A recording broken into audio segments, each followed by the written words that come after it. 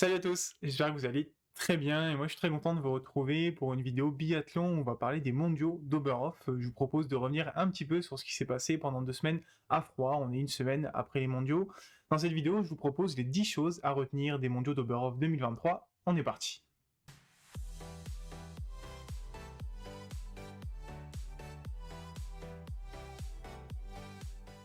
Avant de commencer, juste vous préciser que ce sont les 10 choses que je vous propose de retenir. C'est pas une vérité absolue. Il y en a où vous allez peut-être pas être d'accord ou d'autres que je vais oublier. Et justement, pour ça, je vous propose de me dire en commentaire quels sont les principaux enseignements que vous retenez des mondiaux de Borov. Voilà, j'ai hâte de lire ça dans vos commentaires. Et moi, je vous propose de commencer avec mon numéro 1. Pour commencer, je vous propose de parler de la domination nette et sans bavure de la Norvège et de la Suède lors de ces mondiaux, en particulier chez les hommes. Et pour ça, on va se faire un petit instant statistique. Chez les hommes, on attendait la Norvège, un petit peu la Suède en outsider, mais pas autant que ça. Au final, sur les 12 médailles qui ont été décernées en individuel, les 12 sont allées à des Norvégiens ou des Suédois. Seulement 5 biathlètes ont reçu ces 12 médailles. In fine, ça fait 3-1 pour la Norvège sur les médailles d'or et 8-4 pour la Norvège sur les médailles au global. Mais en tout cas, il n'y a pas une autre nation qui allait chercher la moindre médaille. Chez les filles, forcément, c'était plus ouvert, mais quand même, quand on fait la somme des médailles suédoises et norvégiennes, on est à 7 médailles sur 12 possibles. Et donc ça fait qu'au total, sur les 24 médailles individuelles, il y en a 19 qui sont allées à seulement 2 nations, la Norvège et la Suède.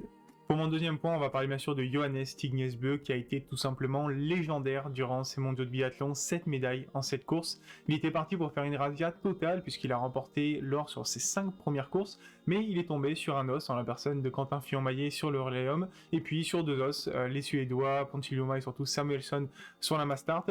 D'ailleurs, on peut remarquer que Johannes a lâché l'or sur les 2 courses qui ont suivi le relais mixte simple où il a sûrement perdu un petit peu d'énergie par rapport à certains de ses concurrents. Le bilan au global, il est stratosphérique, 7 médailles en cette course, dont 5 médailles d'or. C'est la première fois qu'un biathlète réussit à faire ça. Ça fait aussi peu de temps qu'on est à cette course pour une seule personne sur les biathlons. Et il devient donc le 4e biathlète de l'histoire à obtenir 3 titres sur une seule phase de mondiaux. On a vu Raphaël Poiré en 2004, Olainer Bjørndalen en 2005-2009 et bien sûr Martin Fourcade en 2012 et 2016. Pour Johannes, il perd pas de temps parce qu'il attend maintenant un deuxième enfant. Il a annoncé récemment sur les réseaux sociaux. Et surtout, il a un 4e globe de cristal à aller chercher, des petits globes également à récupérer. Il faut qu'il reste concentré parce qu'il reste encore 3 longs week-ends de compétition. Mon troisième point, il va aller sur 2 revenants suédois, Anna Öberg et Sebastian Samuelsson. Revenants parce qu'en début de saison, ils étaient pas très bien, même hors du top 10 pour Anna Öberg à un certain moment de la saison. Et puis ils ont eu des fortunes diverses. Début d'année 2023, d'un côté on avait Anna Öberg qui remontait un petit peu dans le classement, qui avait des bonnes perfs. De l'autre on avait Sebastian Samuelsson qui était en perdition, qui avait notamment fait 30e d'une Mastart où il avait été malade. Bref, je m'attendais pas du tout à le voir performer aux mondiaux. Et pourtant, il a confirmé son statut de coureur de mondiaux, le Sébastien, puisqu'il a récupéré 4 médailles cette année, une en relais bien sûr, et puis 3 médailles individuelles, le bronze sur l'individuel et la poursuite, et bien enfin la consécration au terme d'une superbe Mastart. Et pour Anna Öberg, c'est tout simplement la grande dame de ces mondiaux de biathlon chez les femmes, puisqu'elle a remporté 4 médailles également, 2 médailles d'or sur l'individuel et la Mastart, une médaille d'argent sur le sprint, et enfin le bronze sur le relais femmes. Bref, c'était des mondiaux magnifiques pour ces 2 revenants qui avaient galéré en début de saison. Mon 4e point, il va aller à Sturla Lagri, d'un autre Norvégien, parce que il a été pour moi magnifique, mais dans l'indifférence la plus totale, et c'est un petit peu à l'image de sa saison en fait, qui est arrangé pour moi au panthéon des exploits passés sous silence dans le biathlon, puisqu'encore une fois, sur ces mondiaux, il a été exceptionnel, il a quand même 5 médailles, finalement sur 6 possibles, parce qu'il n'a pas participé au relais mixte simple. Il a une médaille d'or sur le relais mixte, puis 3 médailles d'argent sur l'individuel, la poursuite et le relais homme, et enfin une médaille de bronze sur le sprint. Seule course sur laquelle il prend pas de médaille, c'est la Mastart où il termine 4e. Bref, des mondiaux exceptionnels pour Sturla, mais qui sont malheureusement passés sous silence comme sa saison. Mon 5e point, il va enfin aller à une autre nation, ce sera l'Italie, dont je pourrais résumer les mondiaux ainsi: le bonheur par le collectif, puisqu'on a été un petit peu déçus sur les courses individuelles. D'un côté, chez les hommes, on pouvait pas trop s'attendre à un exploit de Giacomel, puisqu'il était encore un cran en dessous des tout meilleurs, notamment des Norvégiens. Par contre, chez les femmes, on pouvait s'attendre à ce que Lisa Vitozzi et Dorothea Virer, après leur très bon mois de janvier, prennent plus de médailles que ça. Finalement, pas de médaille pour Doro, et simplement une médaille de bronze pour Lisa Vitozzi sur l'individuel, mais les niveaux étaient très denses chez les filles. Par contre, en relais, ça a été exceptionnel pour l'Italie. à commencer par la deuxième place sur le relais mixte derrière la Norvège mais devant la France par exemple, puis la troisième place sur le relais mixte simple, et enfin la consécration, un titre sur le relais féminin avec un relais qui a battu la Suède ou la France par exemple, qui était annoncé favorite. Et si on a eu les taulières qui ont répondu présent, Lisa Vitozzi et Dorothea Virer, c'est les petites jeunes moi, qui m'ont vraiment étonné, Komola et Oceanthaler, qui se sont dépassés. Bref, un superbe titre pour l'Italie, des mondiaux qui pour moi sont quand même une réussite.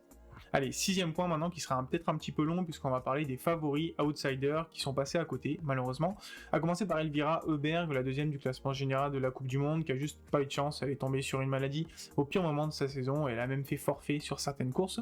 Elle repart quand même avec une médaille de bronze sur le relais féminin, qui est sa première médaille mondiale, et oui, on pouvait penser qu'elle en avait déjà eu, mais c'était pas encore le cas. L'avenir est radieux pour Elvira, mais c'est dommage d'avoir raté cette occasion-là. Chez les hommes, Vetle Christensen, un petit peu déçu parce que celui qui fait peut-être une des meilleures saisons de sa carrière pouvait prétendre à une médaille individuelle, et finalement il y aura eu des top 10 mais pas mieux que ça, et donc il repart avec des médailles en relais mais rien au niveau individuel.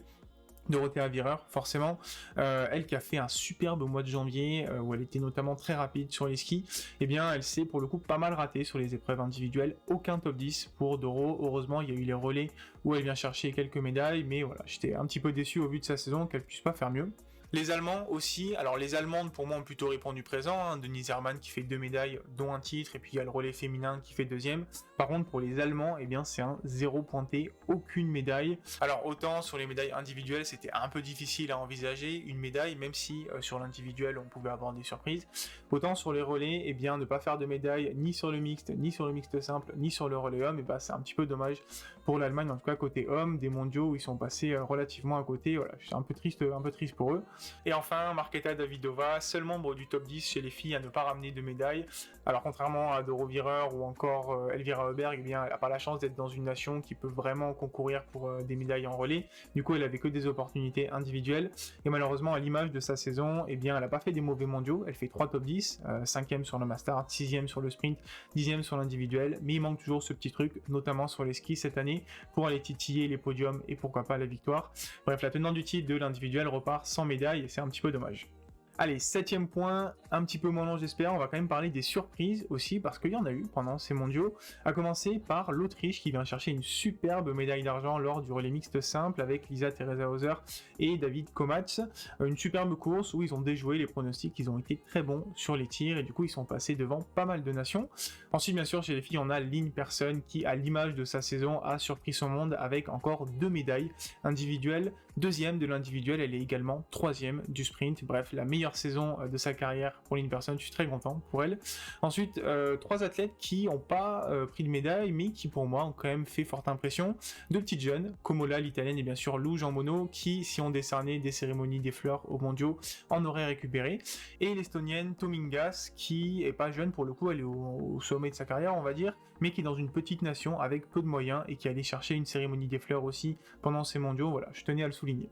Mon 8ème point, il va aller pour Oberhof et les mondiaux en général, où je trouve qu'on a été plutôt bien verni au niveau de la météo. Alors il y a eu le samedi avec les relais où ça a été très difficile, les relais qui ont été décalés, qui auraient presque pu être annulés, en tout cas il y a eu beaucoup de vent, mais du reste on a une météo plutôt clémente, parfois très belle, et on n'a pas été trop embêté par le vent, en tout cas pour les courses que j'ai pu regarder.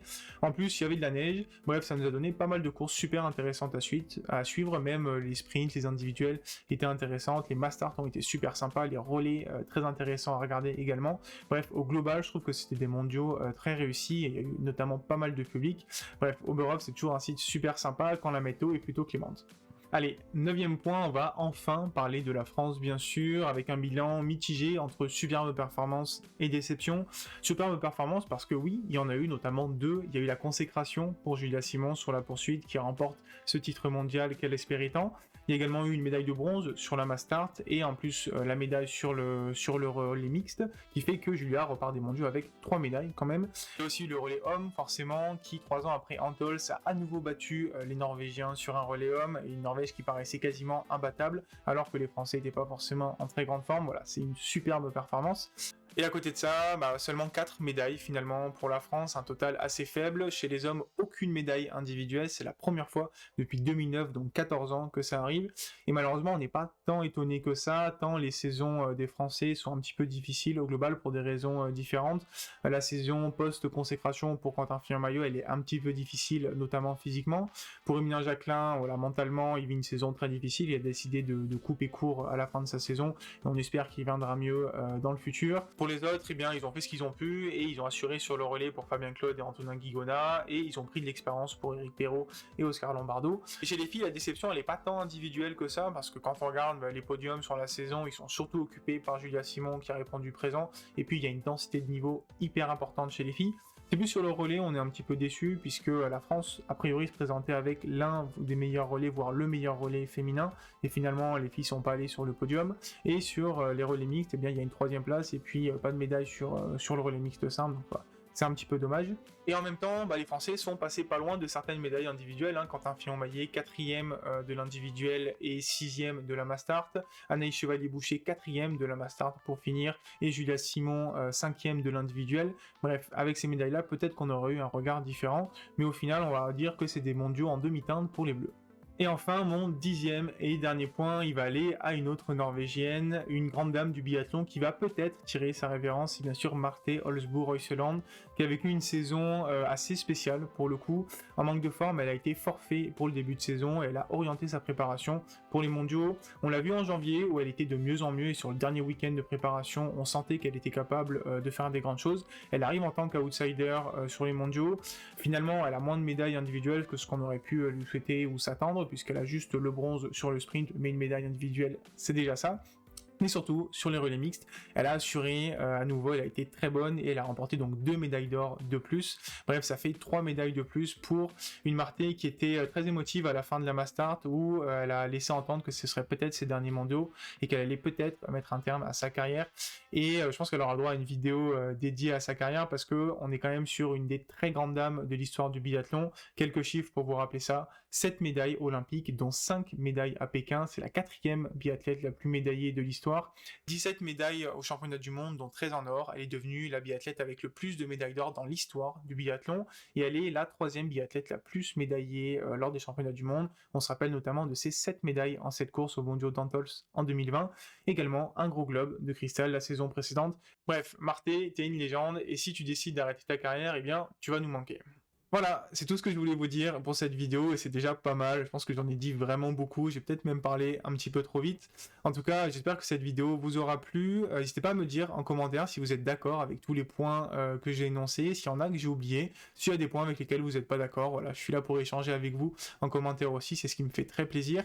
Si la vidéo vous a plu, comme d'habitude, n'hésitez pas à la liker, à la partager, pourquoi pas vous abonner à la chaîne aussi, c'est le mieux que vous puissiez faire pour m'aider. En attendant, je vous souhaite une très belle journée et je vous dis à très bientôt pour parler biathlon.